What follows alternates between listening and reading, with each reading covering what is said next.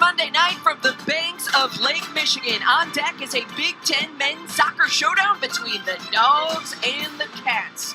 Tale as old as time. It is the Northwestern Wildcats hosting the Washinton Huskies coming up here on BTN. Time meeting between Northwestern and Washington. The Huskies took round one last year. The Cats looking for some revenge on a gorgeous night in Evanston. Is going to run it back one more time. On the right side of your screen, that is the visiting Washington Huskies in the white jerseys. So again, could be a little confusing, both purple teams. It is the Northwestern Wildcats in the purple going from left to right on your screen. You just saw the goalkeeper, 6'3", senior forward, Rafael Ponce de Leon in net for the Wildcats. Did not play last matchup against Maryland due to receiving a red card in the closing moments against Rutgers, so the Wildcats glad to have him back in net for this one tonight. Northwestern coming off a tough loss, 4-1 at 23rd ranked Maryland on Friday. Prior to that, it was a gritty 2-1 win against Rutgers just about a week ago.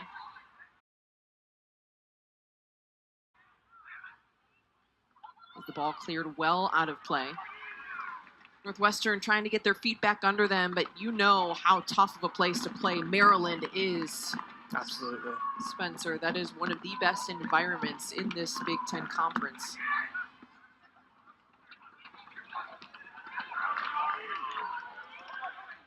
Both teams fighting for some possession here, looking to get settled in the early going. Northwestern, a team that has relied heavily on early production.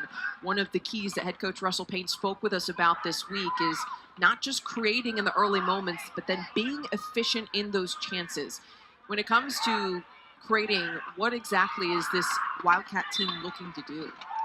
I think it really just comes down to connecting that final pass in the final third, whether it's a 45-degree slotted back ball to the penalty spot, whether it's a hard-driven ball to the near post, or a floated ball and swinging into the back post.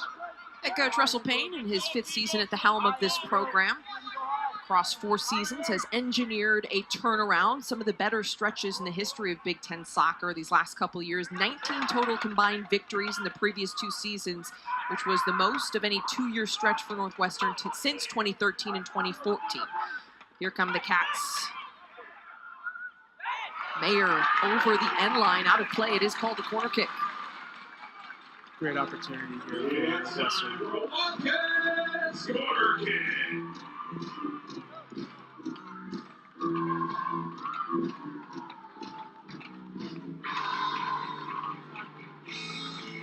Yeah, good work by Brian Mayer. As I was saying, Northwestern, great opportunity here to achieve one of their goals of hitting the gas early. Corner kick swung in, back of the 6.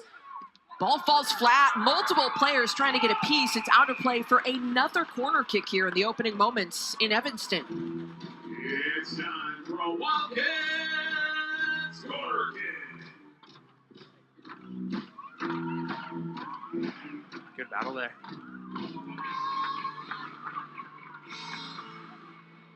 Another really, really good opportunity here for Northwestern, with Coach Payne talking about how important it is to be efficient with these early chances. Here comes another golden opportunity. In swinger, near side, headed away. Cats trying to keep it down here in the final third. Martinez Santamaria trying to get by his defender, put out of play. The 5'10" senior attacker, Alejandro Martinez Santamaria, having a great year, 6 assists, which leads the Big Ten, among the leaders in the nation to this point in the season. Lofted throw, initially headed across the box. Cats trying to bring it back under control.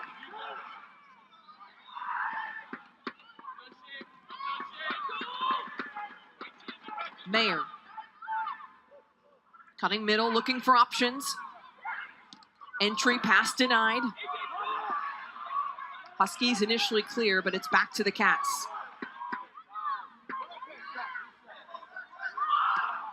Northwestern 12-0-1 in their last 13 matches when scoring the opening goal.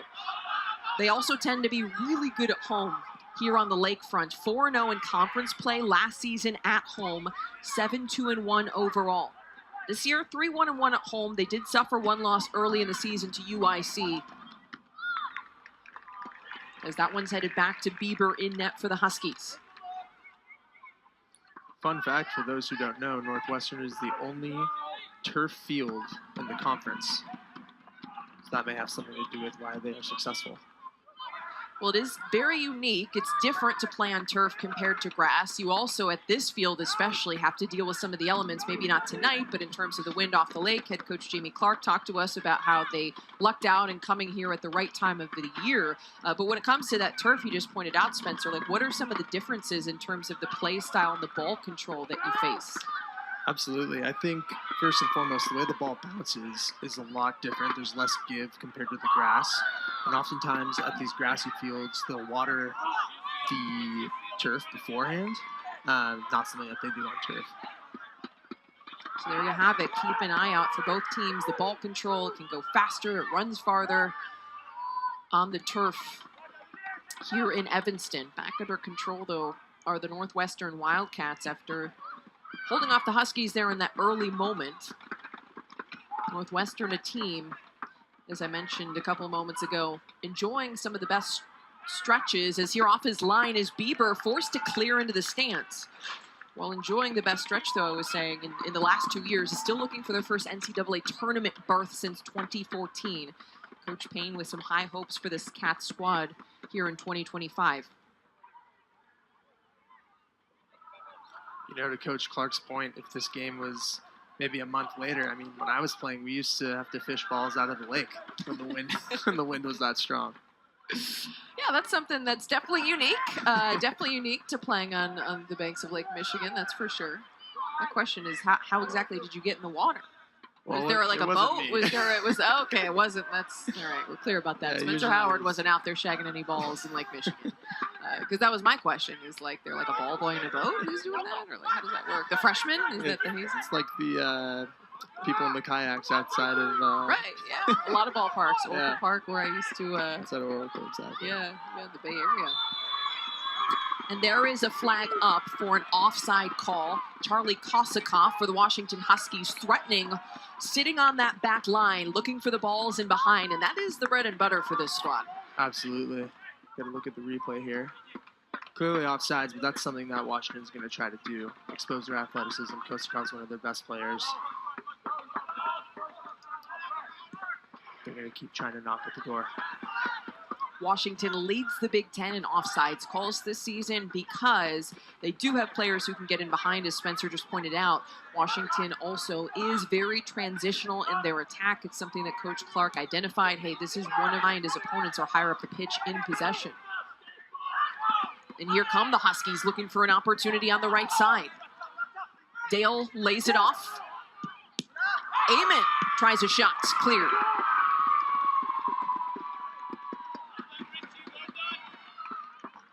5'9" senior midfielder Richie Amon, a Hanover, New Hampshire native. Fantastic 1v1 player, according to Coach Clark.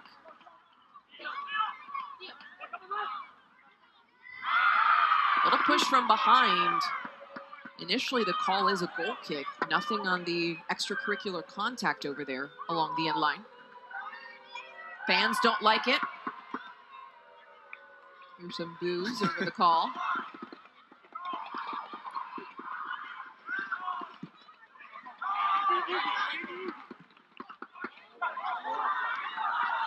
Foul or no foul? Foul. I think probably a foul there, but Northwestern probably happier with the goal kick a little further up the field. Errant distribution, read well by the Huskies. Amon into the 18. Amon finds a little squeak of space, but ultimately the shot not quite on from Kosakoff, who wasn't really able to cleanly strike that ball.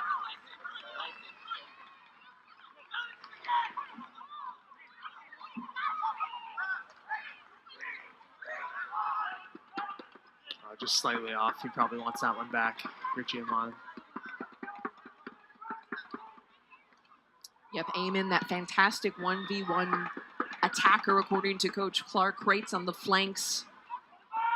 Another player who has 6 assists coming into this matchup, leading the Big Ten. Nearly an errant clearance by the Huskies this time. Trying to get it upfield, unable so far. Suhatsky getting in the mix, keep an eye on him, the graduate student midfielder for Northwestern. 4 goals, 2 assists, the leading goal scorer for the Cats. Playing in midfield. Now they come out the other side. Johnson, a high lofted cross.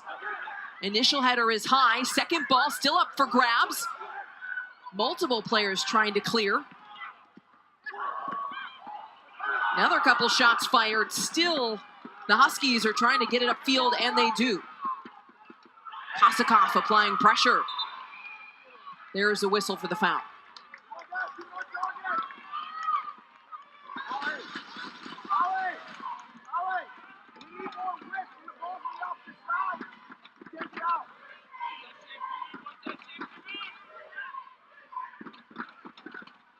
Plenty of chances there. Good job by Northwestern to try to collect those second balls. They just need to put it together in the final action. Northwestern do what they don't want to do in terms of creating pressure in the early going. Here they come again. This time Johnson goes to ground, draws the foul.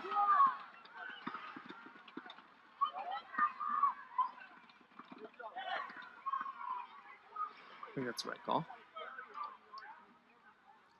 Clearly some extra contact there from the Washington Huskies. They actually lead the conference in fouls, in fact. Expect more physical play to come here as this game progresses in Evanston. Now it is a free kick opportunity coming for the Wildcats.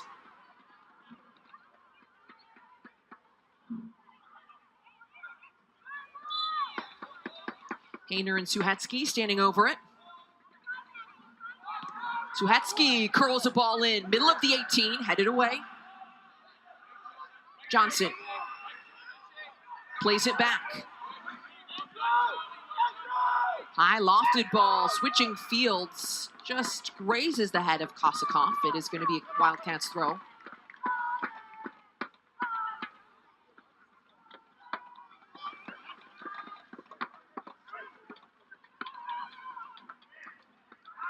.6'1" junior defender Bryant Mayer, Maryland native, on this near side, getting ready to put it back in play on the throw.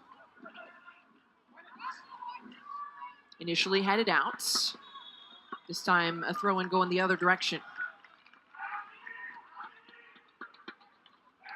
Washington started off this Midwest road trip with a nice 2-0 win over Wisconsin on Friday. Good bounce back performance after a loss to Michigan at home, a top 10 ranked Michigan team in fact. For the first time, this Huskies offense has been shut out all season long. Richie Amen scored his 3rd goal of the season in that matchup. The game winner off an assist from Alex Hall, which opened the scoring, and then Zach Ramsey finished off the game in the 88th minute. It was a little transitional moment, kind of a through ball that led to his team best 5th goal of the season, as there's a foul at midfield.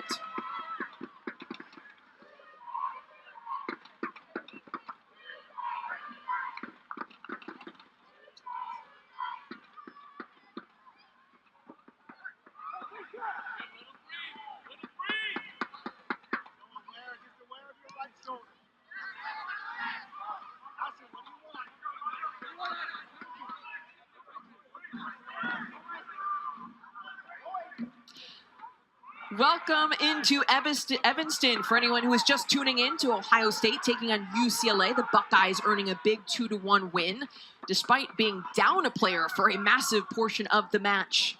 Coming up here and underway right now, it's the Northwestern Wildcats taking on the Washington Huskies in some men's soccer action.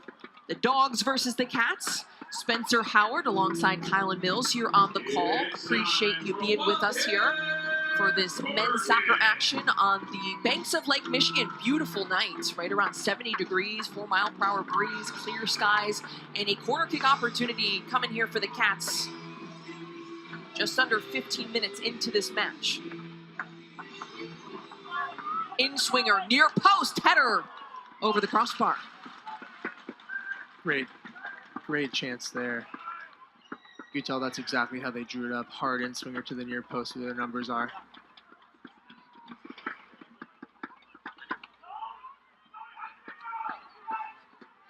Northwestern coming in 5-3-1 on the season, 1-2 in conference play. Coming off a tough loss, 4-1 at Maryland. Prior to that, a gritty 2-1 win over Rutgers. The Washington Huskies 5-3-2 on this young 2025 campaign, or at least young in terms of conference play, 2-1 in Big Ten action so far. Coming off a 2-0 win against Wisconsin. Just the second all-time meeting between these two programs, Washington and Northwestern. It was the Huskies that got the 2-0 win last year in Seattle at Husky Stadium. The Cats looking to get some revenge here tonight. Just the second year in the Big Ten Conference for the Washington Huskies. As they get it forward into the final third. A couple of nice passes connected here. Hested lays it off. Trying to switch fields to Amon, out of play a little too strong. Washington there initially did a great job advancing the field in transition, something that they're going to be trying to do all night, but Northwestern did a very good job of getting their block of 8 behind the ball. Their midfielders sprinting to recover. Those defensive transition moments going to be super important for Northwestern and for the Cats in general. They've been trying to hone in on some of their defensive principles coming off of a game where they conceded 4 to Maryland, including 2 that were within like 2 minutes of each other. What else did Coach Payne tell you, Spencer, about Northwestern's defensive approach? He mentioned that they need to be very careful with second balls. Washington's a good team in the air. They need to get their shape behind. Immediately delay to help teammates kind of track back, and then go from there. He mentioned that it's part of the game. They're going to receive offensive spells from Washington, that is, and just going to have to absorb them and, go with the flow. It's always tough when you do concede 4 and concede in the early going. Coach Payne mentioned he felt like it was just a couple of individual mistakes as well, which can almost be more frustrating when you feel like maybe overall in the entirety of the game you don't play poorly, but sometimes it's just the details in the 18s that lead to the score line that ends up on that score sheet. Yeah, absolutely. And in our game, it's, oftentimes the scoreline is not indicative of the match, but that's, mistakes are costly in our beautiful game, and all it takes is 1 or 2 times that can turn into a goal, and before you know it, the wheels fall off. Now, Coach Payne told us he didn't think that scoreline reflected their ability or the quality of play in that game against Maryland. He mentioned the first and fourth goals really were just individual mistakes. As here's a shot that gets blocked. Cats continue to press. Suhetsky pulling the trigger a moment ago. Now into the 18. Cross gets through. Hayner tries a shot and it's saved. Second ball cleared right off the goal line. Northwestern knocking on the door in the early going. Bieber comes up big for the Huskies. Now here they come in transition. Amon taking on multiple defenders. He gets denied out of play. It is called a goal kick coming out. Levi Bieber just standing on his head here.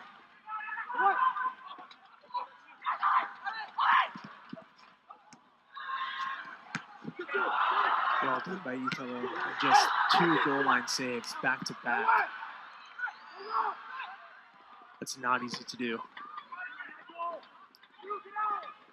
I mean, when you Great have... job by Bertos here, too. Yeah. Wow. Yeah, outside of the left foot.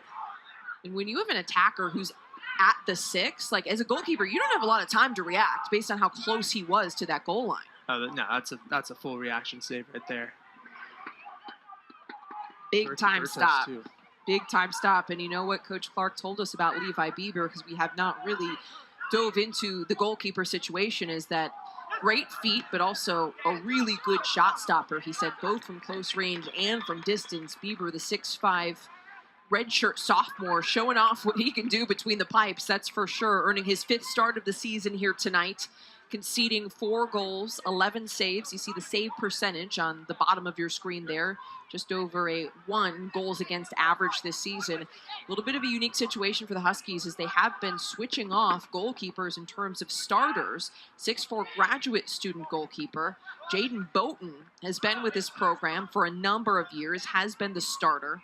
The best aerial goalkeeper in the nation, according to Coach Clark, but he said he had a conversation with Boughton when he was deciding whether or not to come back, because this is an extra year for him. He is in grad school, that he said, hey, listen, like, we can't make Bieber sit on the bench. He's way too talented. This is a guy that we want to come back, that we need for the future of this program, but he can't sit another year.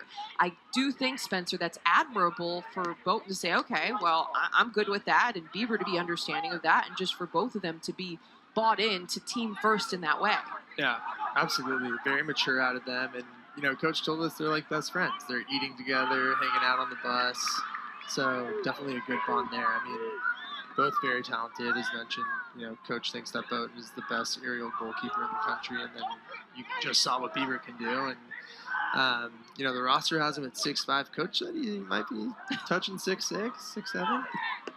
And here's another shot, a good-looking opportunity as the Huskies are starting to ignite that attack that's lifted them to this point in the season.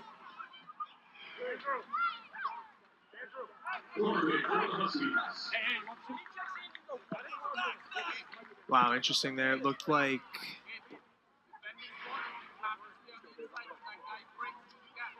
somebody was offsides. I didn't quite get the number there. Kosakov was standing a little bit offsides, and the question there is he didn't receive the ball, but did he impact the play, right? Seems like the Northwestern defense was concerned about them, acted as sort of a decoy. Corner kick chance coming now for the Huskies. This one's laid back to Hall, who sends it into the mixer, and it's over the goal line. Washington has opened the scoring in Evanston.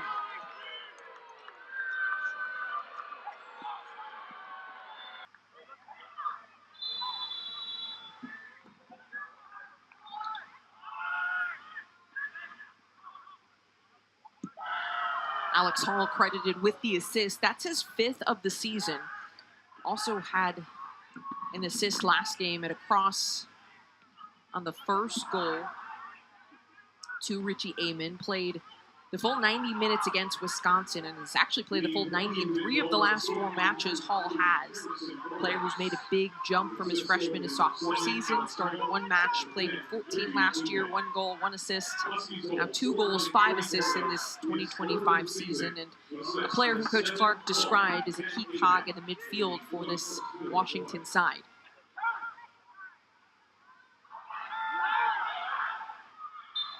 Northwestern now looking to answer. We talked about how important it was for the Cats to score first. Now that they haven't, what does the mentality need to be to get back in this? Usually what's most important is first 5 minutes of the game, last 5 minutes of the half, first 5 minutes of the second half, last 5 minutes of the game, and first 5 minutes after any goal. So, great ball, and it's a save. We'll try to see opportunities like that from Northwestern in the next couple of minutes here, trying to respond quickly. Suhetsky had a clear look inside the 18. Ultimately was struck pretty close to Bieber. He didn't have to move too far to make that save. But the Cats certainly looking for a response.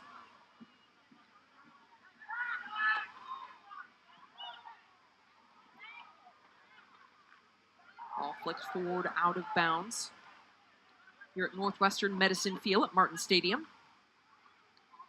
Once again, first matchup between these teams ever took place last season. Washington taking down Northwestern 2-0 at Husky Soccer Stadium. Here's a look at the last Northwestern chance.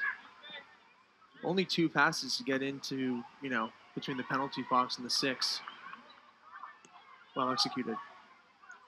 When it comes to Northwestern's attack, do you think that those transition moments are going to prove to be the most successful? Do they need to do more in their build out east to west? Based on what you're seeing, what areas should they be trying to exploit? So that last play was interesting because it seemed, to use a basketball reference, a little bit of a half-court offense. But they broke some lines. Just 2 passes to get all the way there. So I think that's something that Northwestern can continue to look to do. Especially against such an organized and athletic team. So just 1-2 passes, try to play fairly direct, because those were very forward-facing passes. Absolutely. Versus the east to west game that I was just inquiring about. Northwestern with 14 goals scored on the season coming into this one.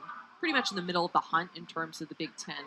But the 13 goals conceded tied for the most given up in the Big Ten, as Coach Payne told us tightening up defensively is a big key, but the attack has been scoring. throughout the course of this season.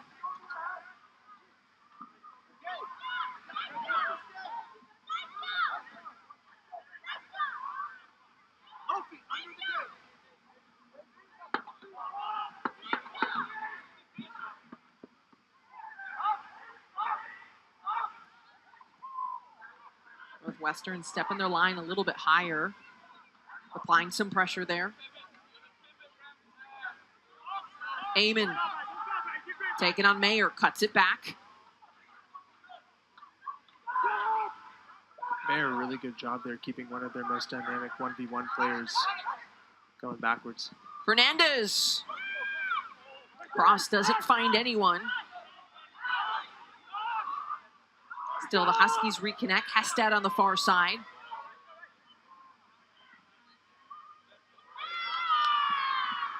Maybe a little dummy attempt there, but no one on the other side of it as it goes out of play for a goal kick.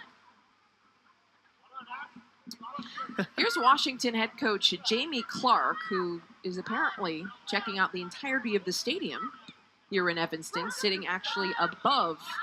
There you see the bench, maybe to get more of an aerial view of how this game is playing out, to figure out what he wants to tweak tactically. You know, what's hilarious is I was calling the Northwestern women's game against Ohio State, and Ohio State coach Lori Walker-Hawk in this, temporary football stadium was, she had the same bird's eye view approach, and she spent some time up there above the bench. Well, it's a very cool and unique feature, and this is a very cool and unique venue, so why not make the most of it? As a coach, though, how big of a difference does it make to be able to see that bird's eye view in terms of kind of what we're looking at and being able to see the whole field and the formation in a different way? It may be similar to, as you alluded to, watching film, right? As you can see, you've got the bird's eye view on your screen, and maybe it's more akin to what they study. The yellow card has been assessed to the Huskies, number 44, Gabe Fernandez, in the 27th minute of play. Fernandez on the yellow card there, just a little bit late. Gabe Fernandez, the 5'7" sophomore defender, earning this start tonight, had been out of the starting lineup last match against Wisconsin, been in and out a little bit this season. Just earned a yellow card on that last challenge, so it's a set-piece opportunity coming here for the Cats.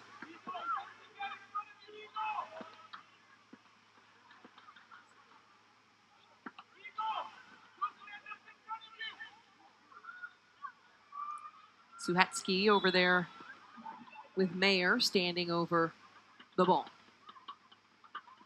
The one-touch pass off. Suhetsky. Short set piece play. Martinez Santamaria fires in across deep in the 6. The header is just headed over. What a defensive play. The Huskies now with multiple goal line stops. It's time for a Wildcats corner kick. Really nice, well choreographed free kick there. And just another goal line save. Wow, that was way closer than it looked initially.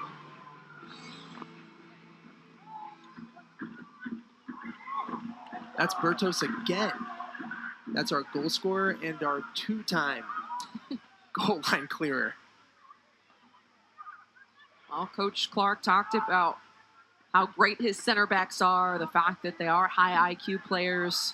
He likes the pairing that he has back there in Akulov and Bertos. Clearly showing their worth here in the early going of this one. Back to that free kick, just quickly creating a 3v2. That looked choreographed, like it was worked on at practice, drawn up by Coach Payne. Coach Payne did talk about how important set pieces are. Actually, both coaches talked about it, and you always hear about it across soccer, and especially as competitive as the matches are in the Big Ten, that those set piece moments can be huge, and you have to be able to make the most of them. Absolutely.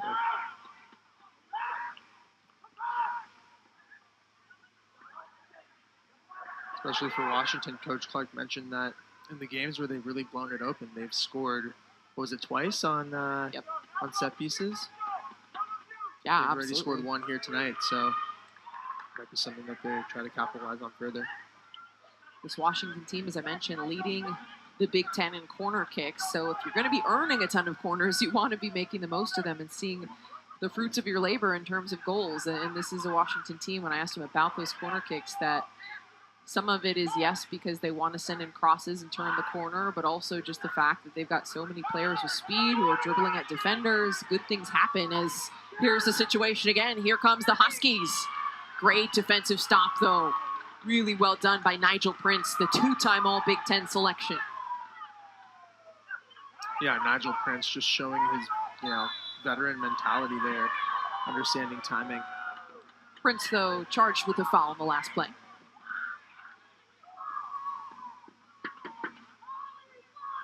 Just a very timely tackle here from Prince. One step too early, one step too late. That's either a foul or he's just, getting blown by.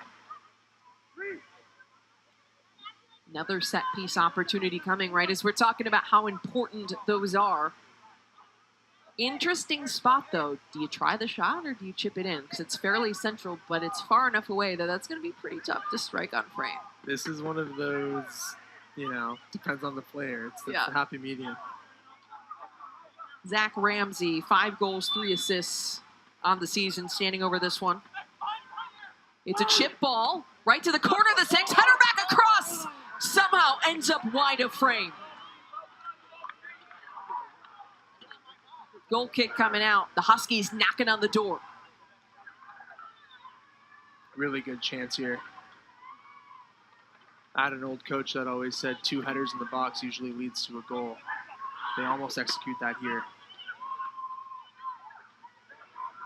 I had an old coach that said if you're that close to the ball, you better be scoring, whether you get an ear on it, any body part at all, because there were multiple runners right there.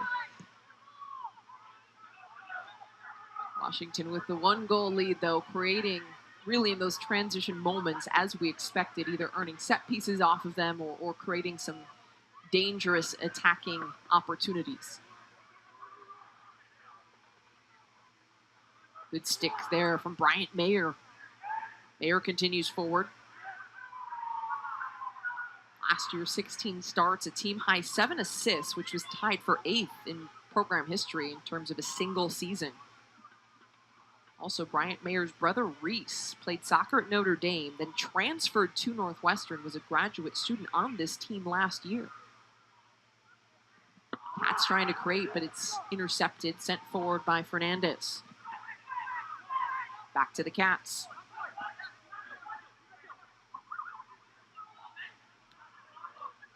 Johnson's pass intercepted, one back by the Huskies now. Asher Hestad driving forward, showing his speed on the dribble, a player that Coach Clark is very excited to have back. Tough and athletic, according to him, as a leading cross is sent in, but a little bit too direct.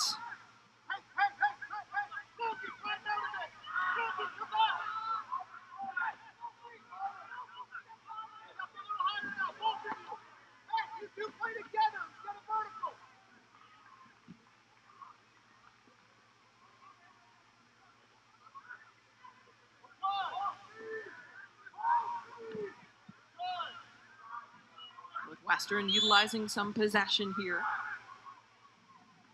A little bit more direct with the ball over the top that's sent out of play. Again, the Cats coming off that loss to Maryland, but had 2 prior wins consecutively, UC Riverside and Rutgers. And this is also game 1 of a 3-game homestand, so always positive to be back at home, a little bit of a unique environment. Evansville and Michigan State coming up, as we do have a couple of substitutions being made for both sides. Nick O'Brien, the redshirt junior forward out of San Jose, California, coming on for the Huskies. You just saw number 11 in white on your screen. Here's a deep throw by the Cats. Brian getting in on the action very quickly as that ball is sent upfield.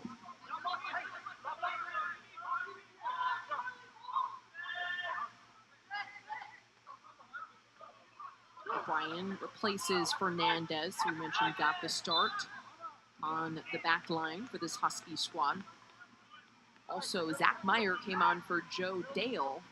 And for Northwestern, Peter Reese has just checked in for Doug Hayner. 33 minutes and a half about down, so both coaches looking to get some fresh legs on. Lofted ball forward, and here you see Kosakov turning on the Jets. Just poked out of play. Coach Clark talked about his defensive pressure that he applies. You saw it on display there. Yeah, absolutely. Having the defender turned around, trying to apply as much pressure as possible, potentially win the ball.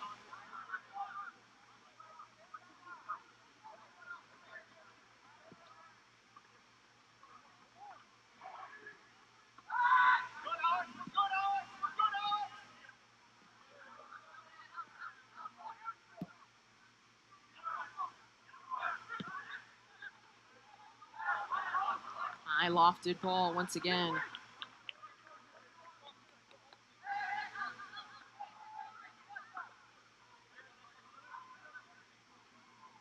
Kosakov, really the head of the snake for this Washington attack, as we just saw that pressure that he can apply, ability to get in behind, but really what he does in the press is so dangerous. As you see him there, he's always sitting on that center back.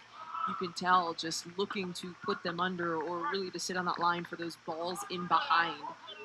4 goals, 2 assists on the season for the 5'11" junior forward out of San Diego, California.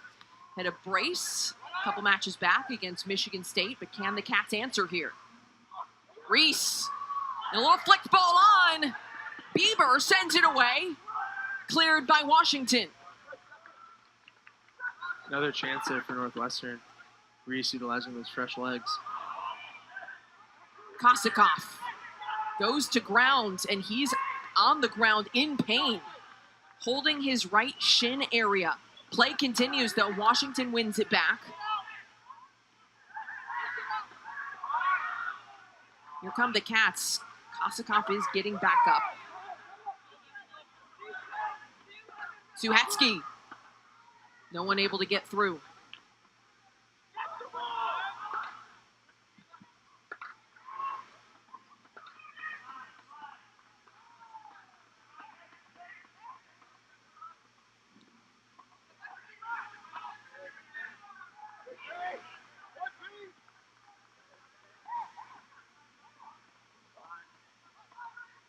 Bertos playing it wide.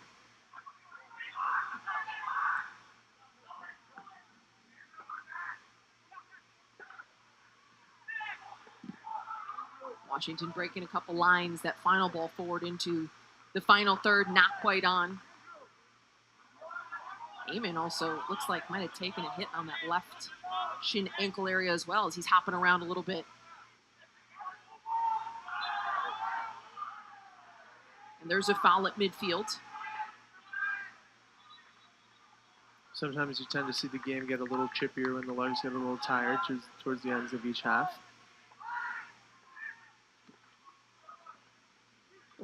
Nothing major, just a little tie-up. Right call, though. Gajadhar going down there. 5'10" redshirt junior midfielder for Northwestern. Been on the ball a couple times here. Native of Toronto, Ontario. Played 73 minutes last match against Maryland as the Cats try to find that breakthrough that they've been hunting for. Northwestern actually has the edge in shots, 9-4, and the edge in shots on frame in terms of 5-3, and the edge in corner kicks, 4-1. The list goes on in terms of them being able to get it forward into the attack. But the Huskies really throwing the body on the line with a couple of goal line saves here in this first half. Yeah, absolutely. And the Northwestern Wildcats have been creating some good chances. It's just about, as Coach alluded to in our pregame call, putting them away.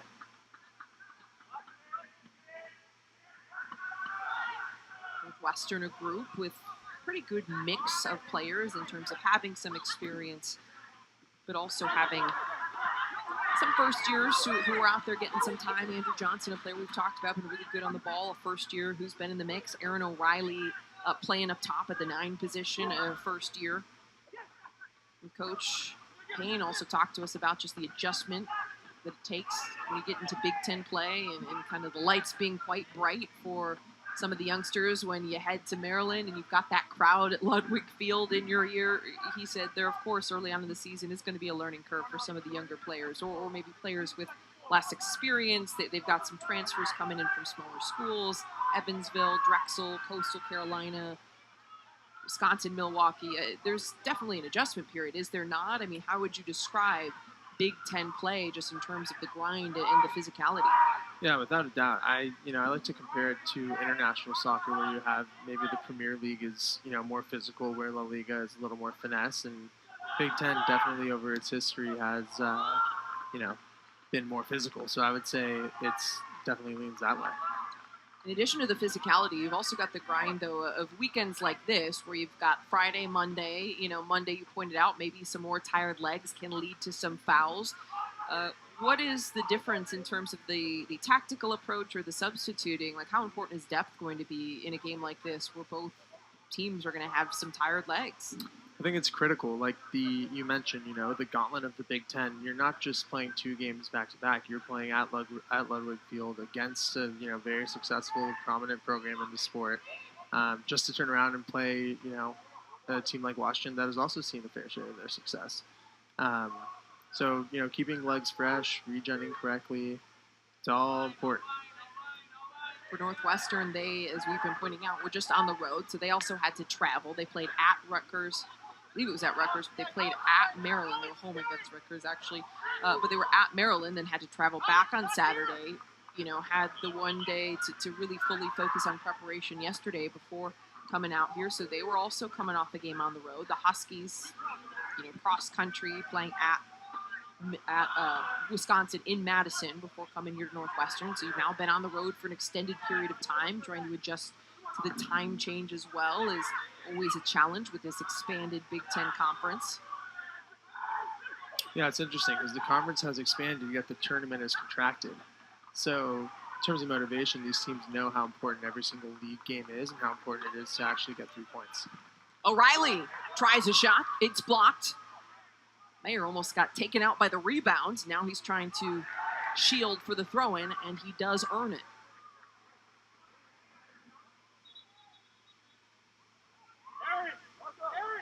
Yeah, it is interesting. When the ball is out of the final third, we're going to have to dive into the new format for the Big Ten tournament. For folks who are just joining us, it is down to 4 teams this year, and we'll continue to talk about that as a couple of substitutions are being made here. Javen Van Deventer is checking into the match, 2 assists on the season, 5'9" senior midfielder. As you just saw there, heading to the bench, Aaron O'Reilly, the first year we were talking about earlier, who's adjusting to that physicality, Naperville, Illinois native. Mayer, headed away. Second ball under control, shot blocked. Martinez Santa Maria got a good piece of it, but right at a defender. Ball out of play, and a corner kick is awarded. Santa Maria, one of those transfer players that we mentioned. Coach mentioned it takes an adjustment to, get used to this Big Ten physicality. It's a different beast than the Horizon Conference. Quick corner played in on the ground. Wildcats trying to catch the Huskies off guard. Here's a shot that's fired off frame, off the foot of Suhetsky. Looks like that might have been deflected. It is called a corner kick, so there must have been a touch there. But once again, the Cats looking to lean into that kind of quick reset. Yeah, one of these moments within the last 5 minutes of the half, like we talked about. Curled in ball, headed away.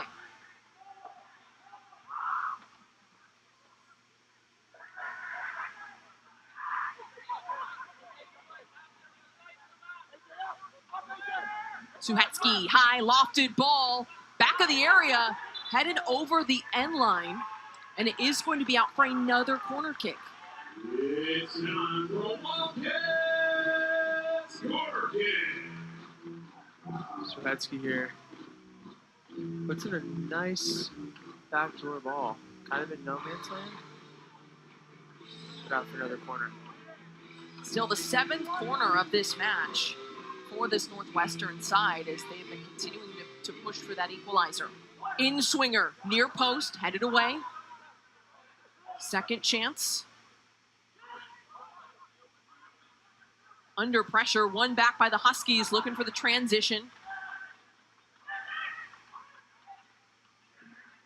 Little errant clearance. All kept under control by the Cats. Mayer. Suhetsky. Could there be an opening? Cleared by Bieber.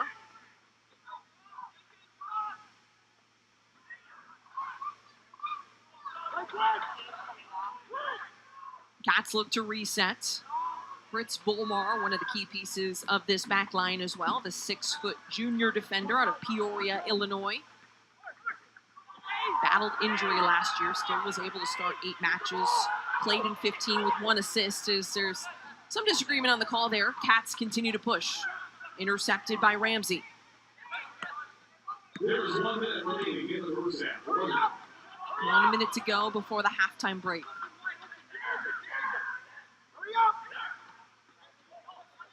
Cats with some good run of play, some good passes connected, some threatening moments, but nothing to show for it, as here's a whistle and another golden opportunity coming as Northwestern has another set piece.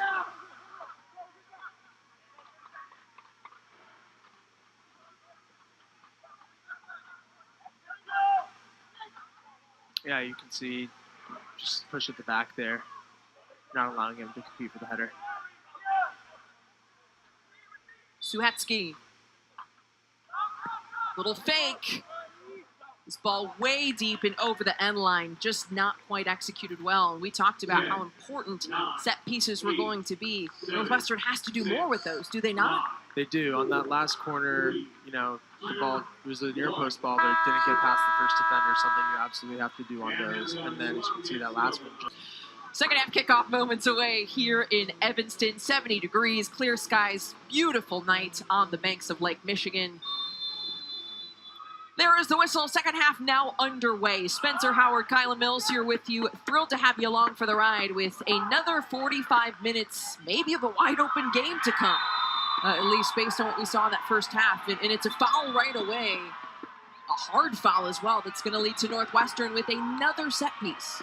Looks like he's going to his pocket here. Yep, for a yellow card. Big chance here for Northwestern. Try to put the ball in the back of the net.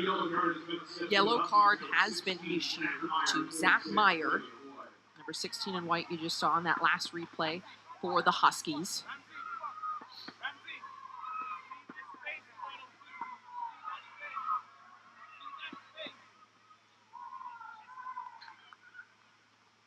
Our head referee, Alex Beeler, the one making the call and issuing that yellow card. We showed you in the first half, Washington head coach Jamie Clark went in that area. There's like stands that are above the bench. He said he loved it. We actually talked to him off camera. He's like, yeah, it was pretty cool, but he can't yell from up there, to be very, very clear. He can go up there, but he can't yell from up there, is the discussion that was had amongst the officiating crew. So a little bit unique with this setup here in Evanston. It's a temporary stadium that was built extremely quickly last season, but it's a beautiful location. You're right on the lake. Very unique layout, as you see Coach sitting up in the stands, as we do have a brief, pause and play before the set piece with Hayner. It looked like it's something in his face checked out. I don't know if he lost a contact or something along those lines. But definitely a unique situation. Clark, if he's going to sit up there, not allowed to say too much. We'll have to see if he decides to come back down to the bench or not. Staying on his perch even if he's muted. Yeah, right. Too funny. Turf field, as Spencer pointed out in the first half, if you're just joining us, a little bit unique compared to other grass venues in the Big Ten. Northwestern here looking to capitalize on a set piece. Suhetsky curls it in, middle of the 18, bounces through. Seen out of play for a Northwestern corner kick. Wow, you do not see that every day. The ball just bouncing really in the box like that. No one able to get a touch. The 8th corner of the match for the Wildcats, still waiting for their first score. Coach Payne talking to us at the half about needing to bring the intensity, the intentionality to their execution in these moments. In swinging cross, near side, initially deflected out. Second ball, back in the mixer. Headed away. Volmar. Out wide. Mayer cuts back. Mayer going in line, poked out of play. Cats throw. Suhetsky again. Another cross sent in. Good spot. Cleared initially. Second ball. Back under control by Northwestern. Washinton dropping very deep into a low block. Another cross. This one collected by Bieber. Well done by Bieber there to command his box. If you're Northwestern, you want to try to pick somebody out of the mixer there, especially with the first 5 minutes of the second half.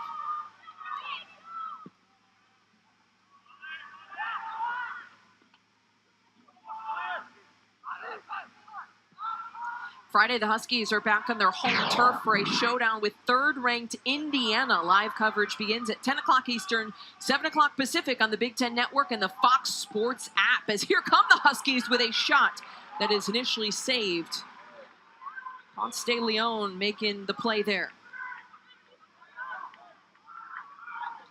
Saw that cool little double box, though. Washington and Indiana have had some great battles in the last decade. That is definitely one to circle on the calendar. Of course, the Hoosiers, top 5 in the nation.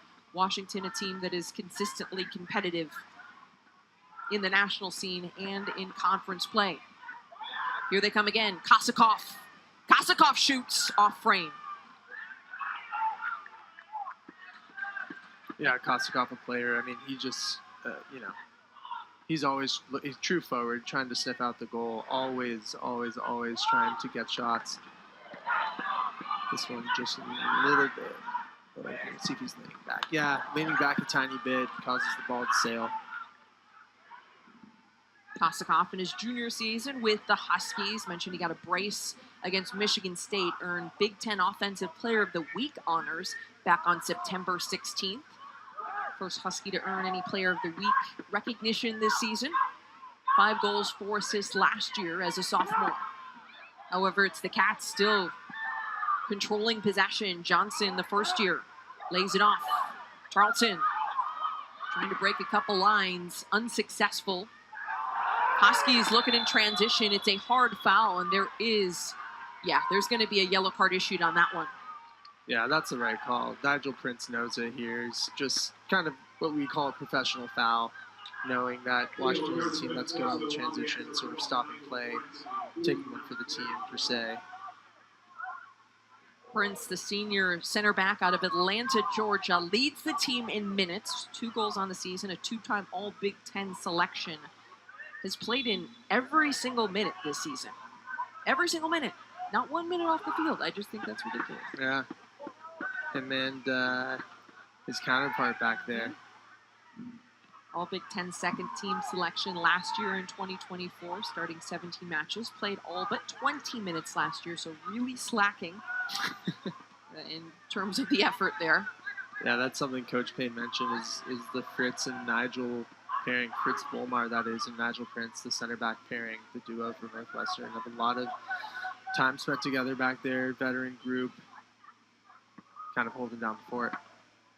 Absolutely, and it would seem that they've done a pretty good job in this match, as here they are possibly being tested. This ball gets through, nice little slotted pass back to Kosakov. He shoots, and somehow it doesn't go in.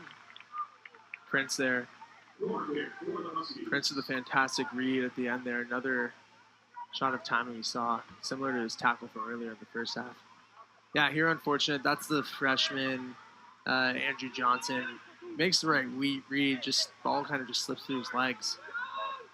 Yeah, and again, there's Prince. I mean, just well done, taking the grenade. I like that phrase, taking the grenade. Couple of big defensive plays there for the Cats, though. Corner kick deep into the 18, over everybody, curls out of play with a throw-in coming.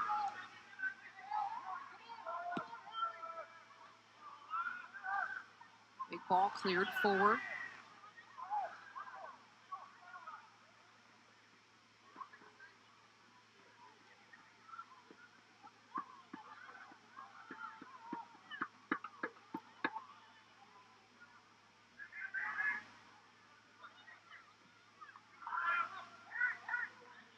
Some build-up play here coming for the Huskies, as Coach Jamie Clark talked about feeling like they needed to tweak some of those moments in possession, maybe be a little bit more pragmatic in the way that they are building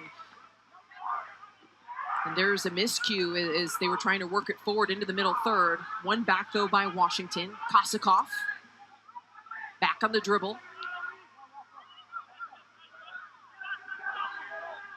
Cutting back. Just clips it off out of play for a throw.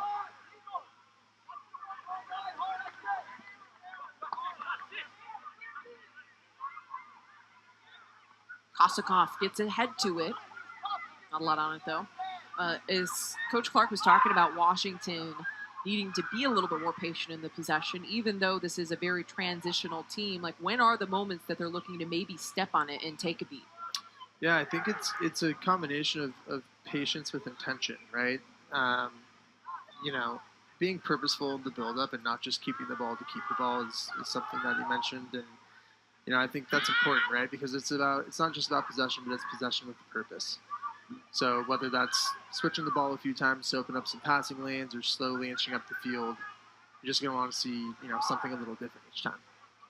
It definitely just felt like Northwestern had the edge in possession by a long shot in that first half, and that's where I think maybe Coach Clark wants to see the Huskies, yes, look for transition when it's on, be direct when it's on, but when it's not, still be able to keep the ball and look to see if, as you mentioned, you can switch fields, can you create on the other side, on the weak side, can you go east to west? Because something we both talked about is the fact that Northwestern did a pretty good job in defensive transition. It's not like they weren't getting numbers behind the ball fairly quickly to where, you know, maybe Washington looks for other ways to break them down aside from just that direct ball, which, yes, there were definitely times where they created in that way, but I think you got to have the right mix, right? Absolutely, yeah. And it's important to have the mix and you know, to balance yourself, but also more importantly to keep the, you know, the opposition on their toes and you know, kind of you have to show them different looks, right, to be able to penetrate eventually.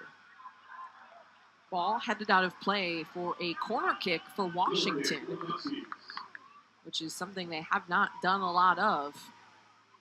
As I mentioned, they lead the Big Ten in corner kicks. This is their third here in the second half of this match. Can they make the most of it?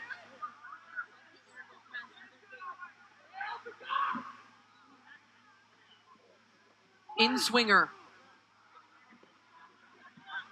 Cats get the first touch, send it towards midfield. Another high lofted ball. Not on. Quick redistribution. Well done by Northwestern there on the second ball. From their own box all the way to the final third right now. And some space for them to work here. Martinez Santamaria finding that left side. Now here you see Northwestern once again possessing deep in their attacking third. Low cross initially blocked. Second cross deflected as well. And it's going to be another corner kick coming for the Cats, their 9th of the match. I feel like a broken record at this point. Corner kick for the Cats. Almost double digits early in the second half here. We're just looking to convert. All it takes is one. Suhetsky standing over this one, looking to serve it in with the left foot.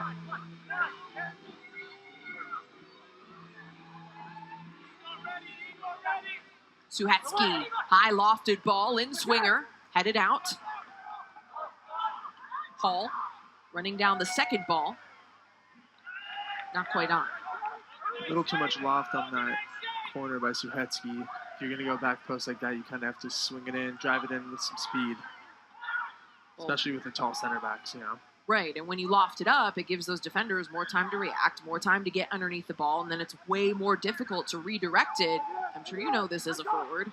Versus a driven ball, you don't got to go too crazy when it comes to the follow-through and all that. Absolutely.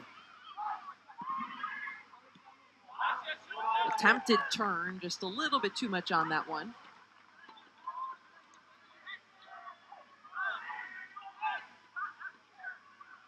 And Abulele, Asago, and Abulele into the match. The freshman for the Huskies.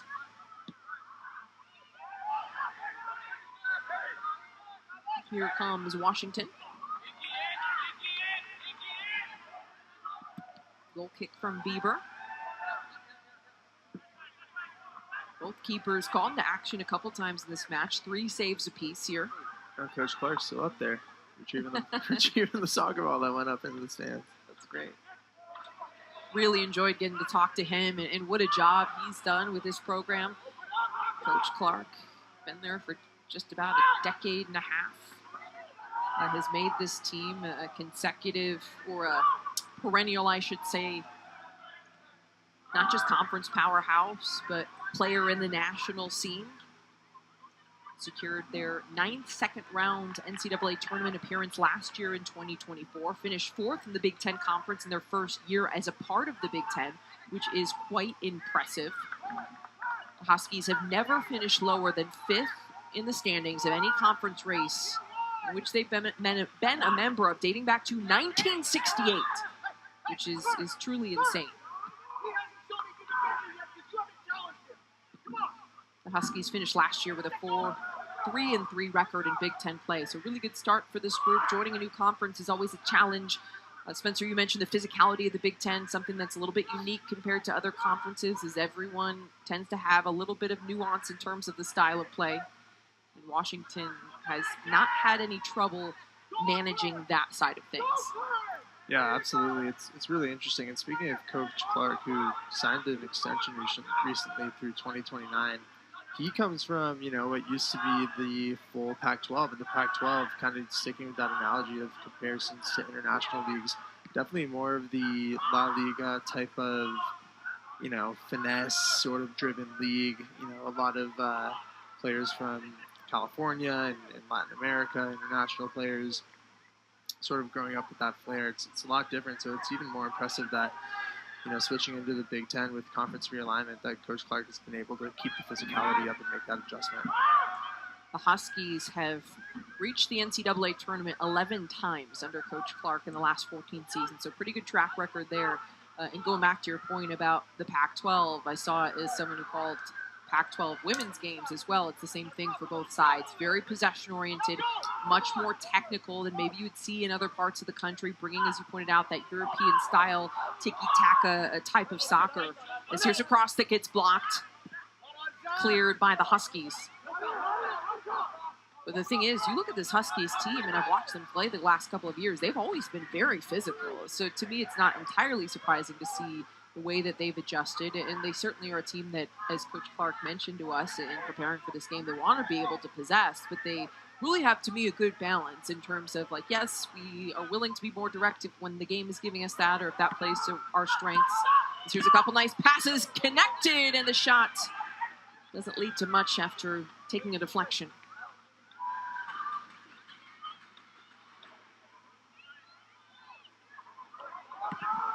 Well done here. See, that's another sequence where it really is just 2 passes to break some lines of Washington's defense. We saw a similar play in the first half.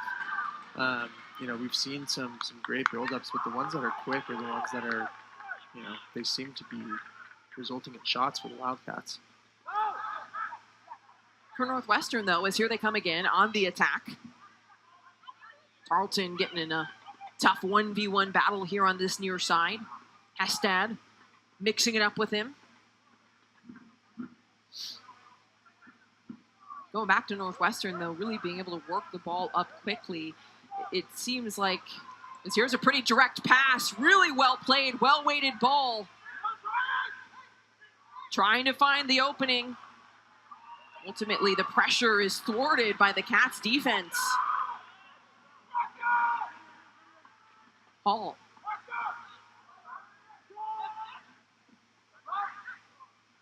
Credit to Northwestern there. That's one of the moments where Coach Payne talked about, they're going to see some attacks from Washington.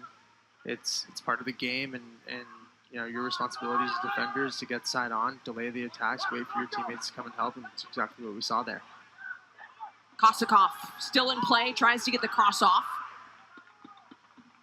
Prince again. Great timing on that tackle. Shield out of play for a goal kick.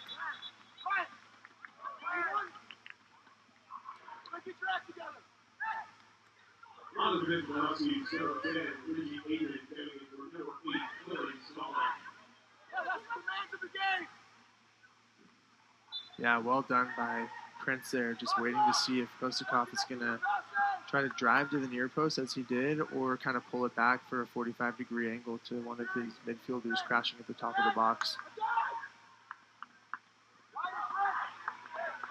Clarence Dahlin for the Huskies into the match and almost breaking through. The freshman out of Pullman, Washington.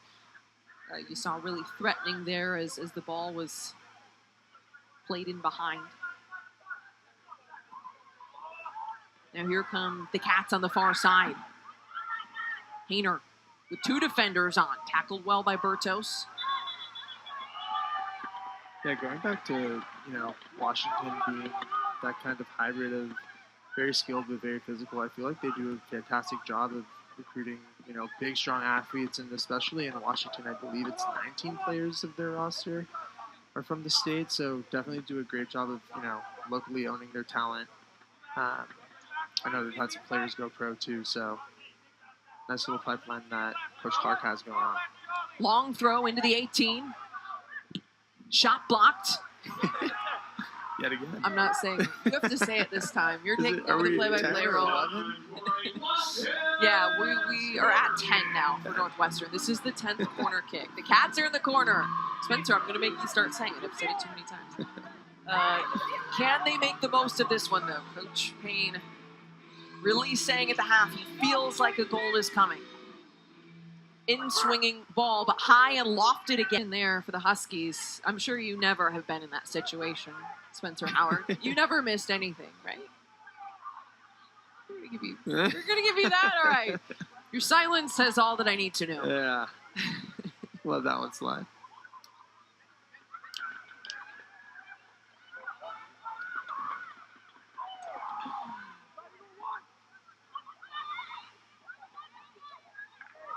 Meanwhile, here come the Cats down on the other end. I did want to mention, though, as Huskies do have to throw. Going back to, we were talking about the center back pairing. One of the questions that I had asked Coach Payne going into this is you pointed out how they've been doing exactly what he said. Like, listen, we know that there are going to be times because of how transitional Washington can be that some of our defenders are going to be exposed and have to win 1v1 battles. But he said, we feel confident. We feel like our center backs, our back four are extremely athletic and fast because if they're not, then you can leave yourself in a major danger zone with the space that's in behind, with the Huskies sitting on that line and looking for those, ball in behind opportunities. But Coach Payne really didn't seem very phased. He was like, no, we feel good about our back line in those 1v1 situations. Yeah, he did not seem phased, and, there's an art to keeping the ball in front of you, right? And that's something that he harped on, and he said, here at Northwestern, we're a brotherhood, and your brothers are going to, sprint back when the house is on fire to try to help you defend it. So, yeah, I've seen them execute that a little bit here in the second half.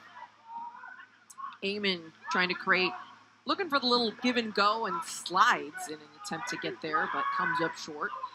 Northwestern, really, as you pointed out, the brotherhood, building a special culture under head coach Russell Payne, once again in his 5th year at the helm, so now kind of getting a full recruiting cycle to build what he wants the foundation of this program to be, is a coach who has been on the developmental side of the United States men's national team, worked with the goalkeepers, has coached the U23s. So Brian for the Huskies tries to break a couple tackles. Kosakov lays it off. Eamon going 1v1. He gets a cross off right through the middle of the 6, but no one can connect.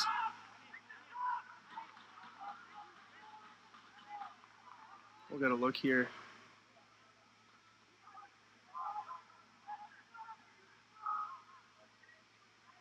Yeah, this is a great ball in, whipped in with some pace. Alex Hall a little late there because of the pace of the ball, but the right idea. Ball going the other direction now. Cats putting it back in play quickly.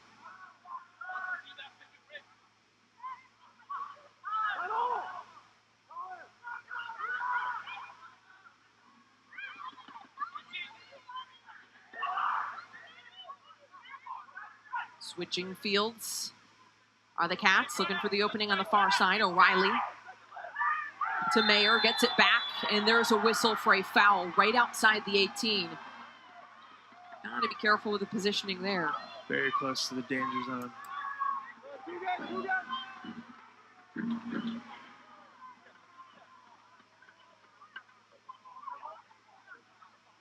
Yeah. I mean, a clear foul. Obviously very late there on the tackle. Just lucky that, you know, it was outside of the box. It was like a couple feet out, but closer than maybe you would like to commit a foul, because this is now another time when I feel like a broken record, but a great opportunity for Northwestern on a set piece. They have created so many in this game. Can they capitalize? Continues to be the question. Suhetsky delivering again.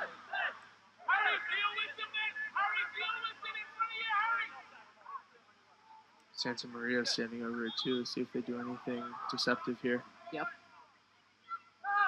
Little fake. The line drive to the near side, out of play. And you've talked about, Spencer, the fact that they've got to get those deeper in the box, because we've seen that happen a couple times. So critical to beat the first man, which, as Exhibit A right there, you're not able to. You know, you got to give your team a chance, especially, you know, maybe not in this game. It doesn't say how few and far between the set piece opportunities come, but regardless, got to beat the first defender there. Washington able to escape that initial pressure there. The thing is, when they've beat that first defender, then the ball is too lofted. You know, it's like, okay, well, that time it was a little more driven, but just too short. It's got to find that right medium. Hall puts one in a good spot. Collected well, though.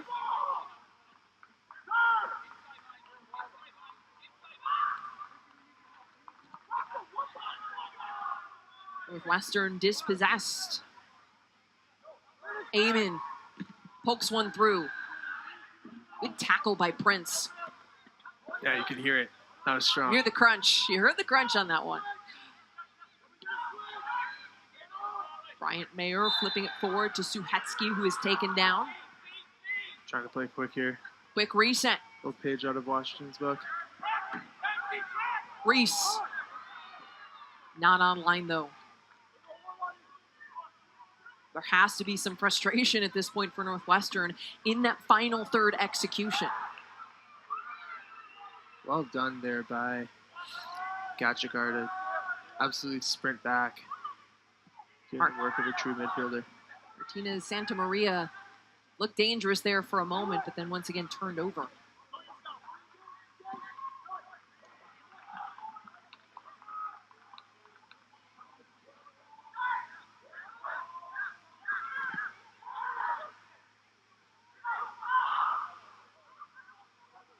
Gajadhar now switching fields, looking for Johnson here on the left side. This is where the Cats are settling in. You see all of the white jerseys behind the ball. That is a low block. Kosakoff and O'Brien up at the top. Now here come the Cats trying to break them down. 1v1 battle one, no whistle. Charlton doesn't see anywhere to go. See if they swing it around here and try the other side. Johnson. Wow. Gets it right back. Beautiful play by Martinez Santa Maria. Dispossessed, though.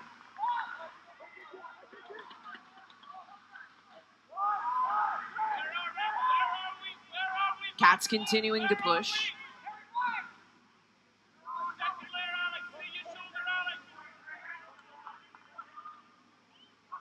Washington really dropping deep into this low block, letting the Cats possess, which they have been for a majority of this match. Certainly have had the edge in the ball at their feet. Just not able to create the goal-scoring opportunity, but the Huskies really seeming to be hunkering down, which to me is awfully early to do in the 70th minute, 71st minute, I should say. You might see that in the last 10 in terms of, hey, we're going to sit deep and protect the lead. We're just going to play the protect the 18 game. As Martinez Santa Maria gets it off, and a shot is high off the foot of Charlton. Great opportunity there. I'm sure he wants that one back. Yeah, some nice sort of half-court offense, and then all you need is a step, and that's exactly what Charlton had there. He thought it was tipped.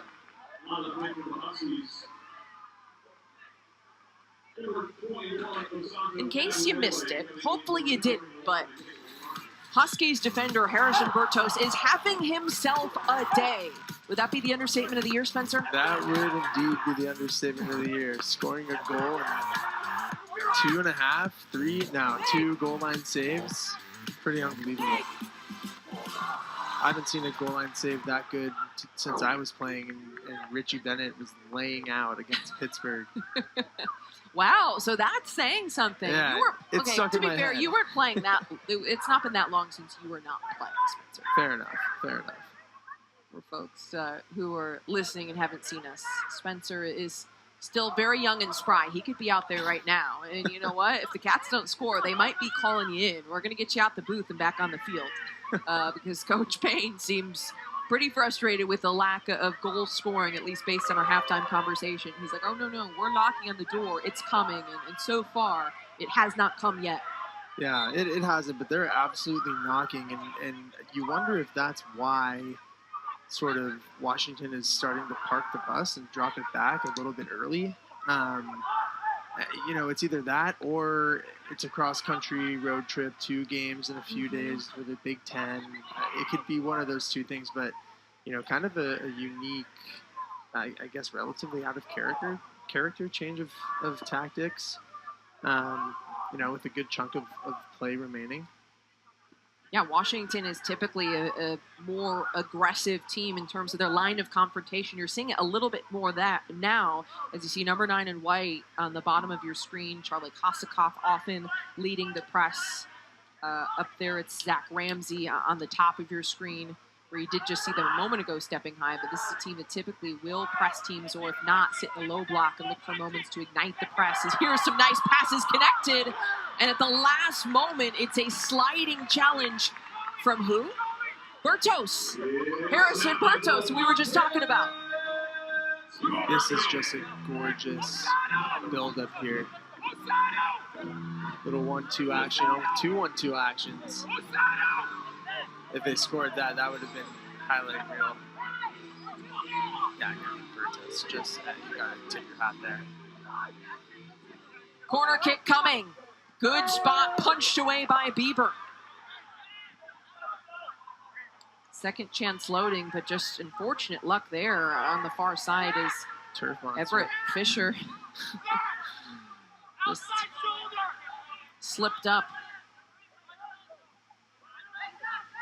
Northwestern, though, continuing to push for that goal. Spencer, though, as games progress, you feel like you deserve a goal. It's been 17 shots taken by Northwestern. Sometimes it's almost like the game of basketball where you start to press and there's this thing like, hey, there's a lid on the basket is the phrase that goes. It almost feels like there's like a force field around the goal sometimes when you get into these situations where you're like chance after chance after chance and you feel like it should be coming and it's not. It can almost make you press a little bit or get in your own head in some way. Yeah, totally. This is, we mentioned it at the beginning of the broadcast, but sometimes in our sport, the score is not indicative of the game and how it's playing out, and this, just so happens to be in the other direction. The flag is up for an offside call, so the ball will be brought back. And Abu Lele, a little bit offside there.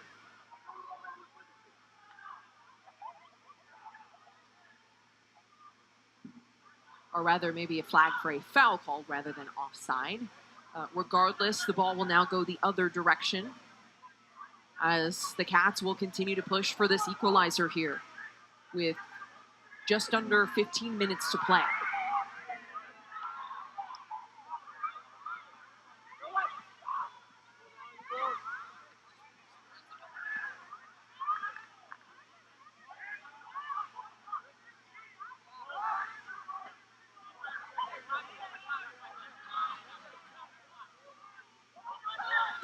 Washington, by the way, 4-0-0 this season when scoring first. As you pointed out, Spencer, maybe parking the bus early. This is a team that is evidently very good when they get out to leads early, maybe can manage the game to some degree, and very good at protecting leads based upon that record that they have. Absolutely, and Coach Clark, when we caught up with him before the game too, was mentioning how this year, oddly enough, in the Big Ten, there are not a lot of ties. So it's very important to get 3 points, and you wonder if that has any influence on the current tactics. Absolutely. A lot of wins or losses, a lot of very interesting, intriguing results. Just looking around the conference, just one tie to this point in the season. All the other games have been wins or losses as Northwestern once again getting it forward into the final third. Martinez Santa Maria, the Spanish international, has been on the ball quite a bit, especially in the second half, just failing to find the breakthrough. Milwaukee transfer, University of Wisconsin-Milwaukee, that is. First team All-Horizon League selection, 9 goals, 4 assists. Prior to that, played at Wisconsin Parkside of the GLIAC, which is Division II. He was an All-American there, but to your point, Spencer, the physicality and jump to the Big Ten in terms of the speed of play certainly is there, coming from a Horizon League school, but when you have the technical ability, it would appear that he's been able to make that transition. Absolutely. I mean, as you could tell just from that last play with the 2 give and goes and that nutmeg right there, very, very slippery player. And, you know, it shows. He's leading the team in the Big Ten in assists. You know, I'm sure he's hoping. 9, I've heard 5 to 7. The amount of work that goes into playing the 6 or 8 role to me is insane. Yeah, the box-to-box midfielder. I mean, you mentioned 7 to 9. I remember some of our craziest games. Our box-to-box midfielders logging double digits. You know, like 10 to 14. 14. Yeah, I mean that's obviously one in which sure. It's definitely more of a track meet. But regardless, I mean, yeah, they call them engines in the midfield for a reason. I mean, heartbeat of the team, and you know, I hope both of them are all right. Hope these injuries are minor. Lofi, the Kirkland, Washington native. Here come the Huskies. Kosakov, really well-played ball off his feet. That's well done again. Chad Softy into the match, receiving that ball, but just couldn't quite get a clean touch on it. There's a hard challenge on the far side, no whistle, as Dale went to ground. Dale coming from a soccer family with his dad playing at Harvard, also his mom being a Washington grad, so a Husky through and through, native of Seattle.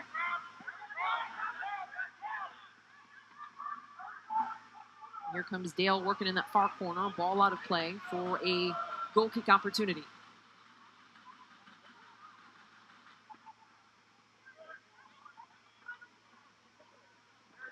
Under 12 minutes here for Northwestern to find the breakthrough they're looking for. Late in the game, as desperation mode starts to kick in, is there anything that you change in terms of the attacking approach? You know, they're doing such a good job of knocking at the door. I think it's really just, you know, either one more pass in the final third in the box or just an extra focus on execution. Here come the Huskies again, weaving between the lines. Hall going in line. Hall gets the cross off, initially saved. Second ball cleared. Huskies hunting for a second. Another chance possibly incoming, but the pass to Kosakov wasn't quite on in terms of that connection. Just over 10 minutes to play. Tension building here in Evanston. Beautiful night on the lakefront. Spencer Howard, Kylan Mills here with you. Dialing into the final 10 minutes of action. Cats looking for some goals, which they felt like had been coming all night long. There's a tough foul. Northwestern once again earning a set piece opportunity in the final third. These last two free kicks have been very similar to corners. Obviously a slightly better angle and closer to the goal. Still haven't been able to totally beat the first defender on these crosses. So hopefully they can execute that here.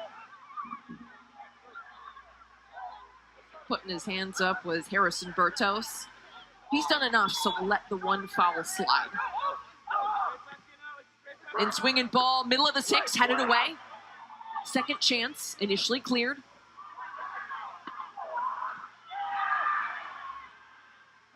Couple of tackles won by the Huskies as they continue to move forward. Transition chance. Diagonal ball. Too much on it for Kosakov to get there. Cats reload and go again.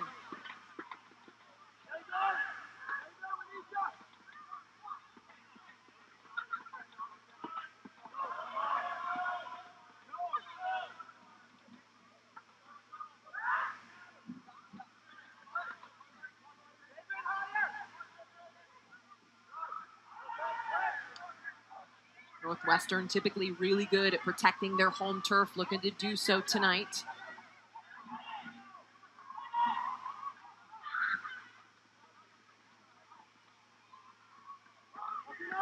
Two losses in Big Ten play at UCLA, at Maryland.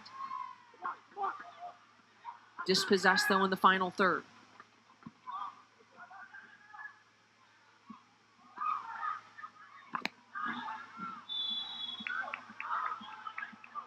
Whistle, ball going the other direction. Coach Russell Payne for Northwestern talking about, as we take a look here at the offside position.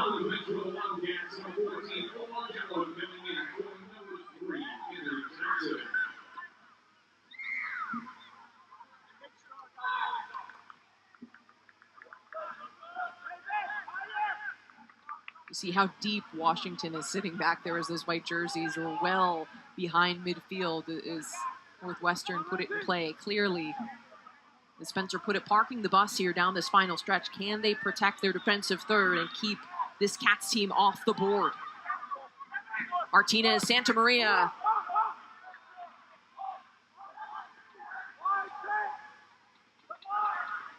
Handled by the Cats defense.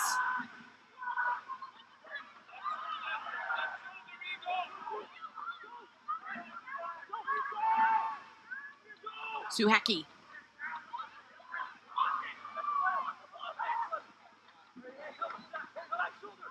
Jallow into the game. Fisher. Little give and go. Still in play in the corner. The Drexel transfer working on two defenders. Ball still in play somehow. Fisher. Brings a man down, still has it. Nowhere to go. Suhecki serves it in. Huskies possessing out of their defensive third.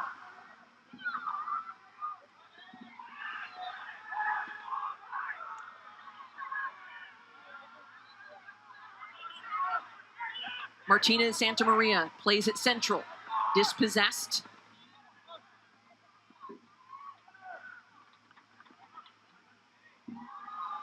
Nice turn. Hall off to the races. Has real estate in front.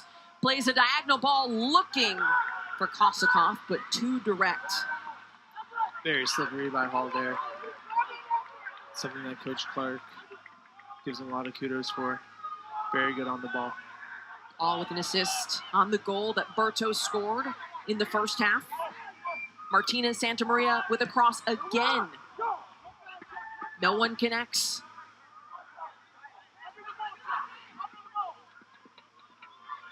Northwestern continuing to send balls into the mix. They've got to be able to pick players out and land something on someone's foot. The last one just completely played to that Washington defender, the white jersey. They have to be intentional with their runs, as Coach pointed out at the halftime break. And there is another whistle, another set piece coming for the Cats. That's the same spot. That'll be, what, 3 or 4 now? This far side, there have been a lot, especially in the second half. Yeah, that's the right call. Well done by the freshman, Omar Jallow.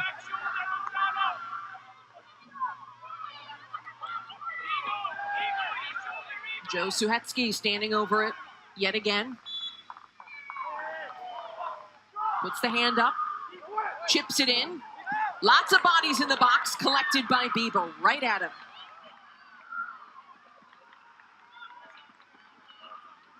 Obviously right at Bieber, but first time in a little bit here that there's been a set piece actually redirected on goal, doing the right thing, trying to head it. You're taught to head it down into the ground.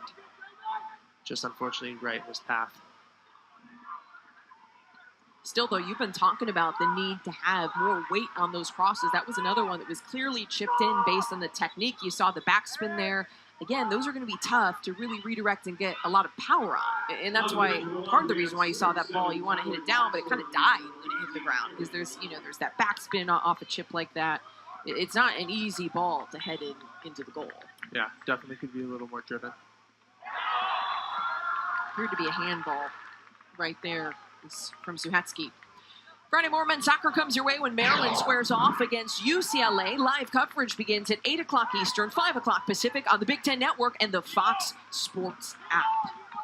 23rd ranked Maryland under head coach Sasho Surofsky having yet another strong year. You just saw some highlights from the last time they faced UCLA. UCLA at one time unbeaten in Big Ten play. Now Maryland, the last team unbeaten in Big Ten play, and one of the only teams who have drawn so far this season. As we pointed out, just one match so far in conference action has been a draw. Maryland 2-0-1, while UCLA's team definitely not pretty at times. A lot of defending as Northwestern has had a flurry of corner kicks and set piece opportunities, but the Dogs doing everything they can to guard their yard, especially down this final stretch. Fisher sends it out wide. Can the Cats finally find the equalizer? Little 1v1 battle. Jallo back to Fisher. Fisher sends it across. Bounces through. Second ball cleared. Just over 2.5 to play. Time running out for the Cats. 18 shots, 11 corner kicks. Still nothing on the scoreboard. Jallo on the right side and low driven cross. One time towards the stands.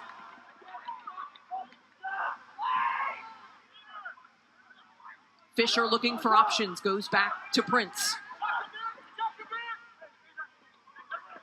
Volmar. Glassberg. Going 1v1, earns the throw, but time is running out.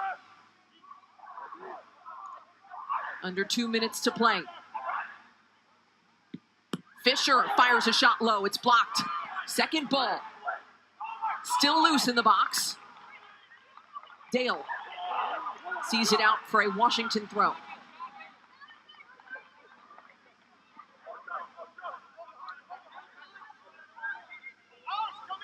First year 5'8" midfielder. You just saw on your screen Everett Fisher seeing some extended time in this match, as we pointed out, the second in 3 days for both of these sides. Playing on Friday, he played just 12 minutes against Maryland, but the depth super important for both teams as legs start to grow weary.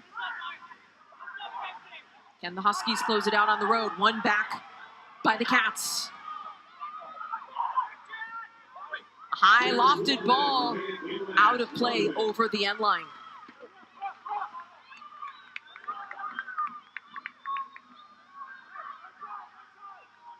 Bieber going to take his time putting this back in play.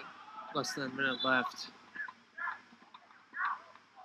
Very much so taking his time, as you would expect. It's all about gamesmanship here for Washington. They want to do everything they can to take those seconds off the clock. So that means slower on resets, throw-ins, anything like that. But here it's back in possession of the Wildcats.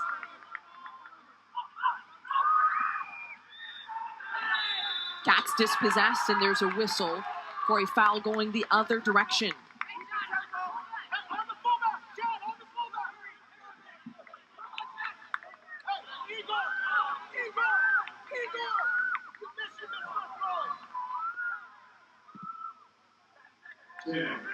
Final 10 seconds ticking off the clock here in Evanston. 6, 5, 4, 3, 2, 1, 0. There's the final buzzer. This battle on the lakefront comes to a close. It's the visiting Washington Huskies victorious 1-0 against the Northwestern Wildcats.